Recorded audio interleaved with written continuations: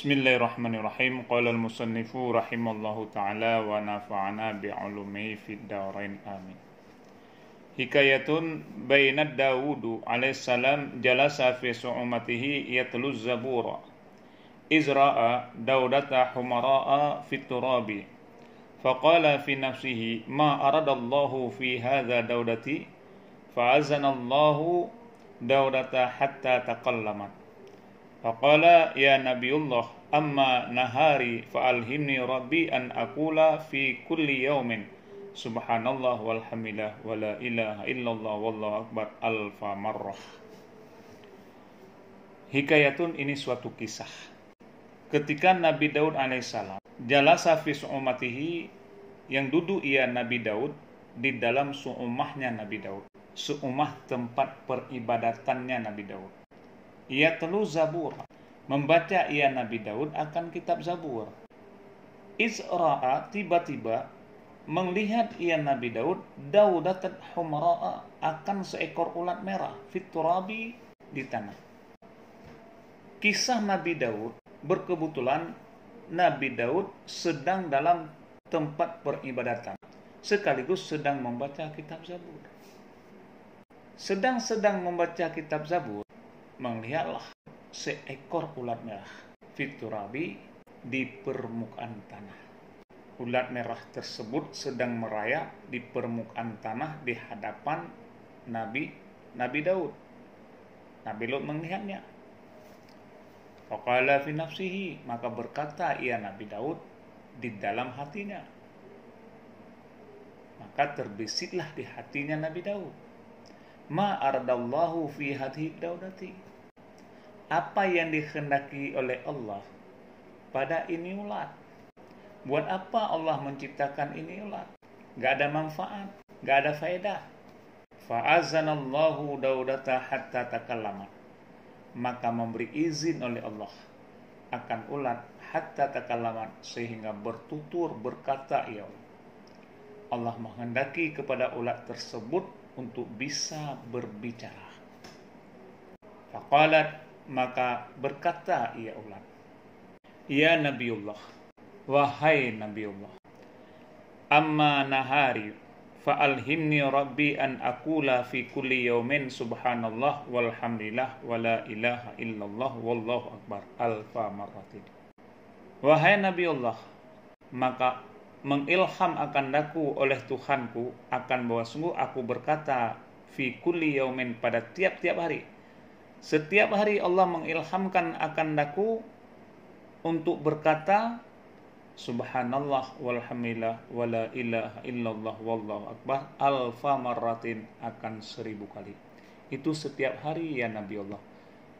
Saya diilhamkan oleh Allah untuk mampu berkata, mengucap setiap hari subhanallah walhamdulillah wa la ilaha illallah wallahu akbar 1000 kali, itu setiap hari. Wa amal liyali, dan adapun malam, fa'alhimni rabbi an aqula fi kulli lailatin, maka mengilham akan daku oleh Tuhanku akan bahwa sungguh aku mengucap, aku berkata pada tiap-tiap malam. Setiap malam ya Nabi Allah, saya diilhamkan oleh Allah untuk mampu mengucapkan Allahumma sholli ala Muhammadin nabil ummi wa ala alihi wa sahbihi wa sallim alfa marrah, juga 1000 kali. Hari saya bertasbih, bertahmid, bertakbir dan bertahlil kepada Allah 1000 kali. Malam saya bersalawat kepada Nabi Muhammad sallallahu alaihi wasallam.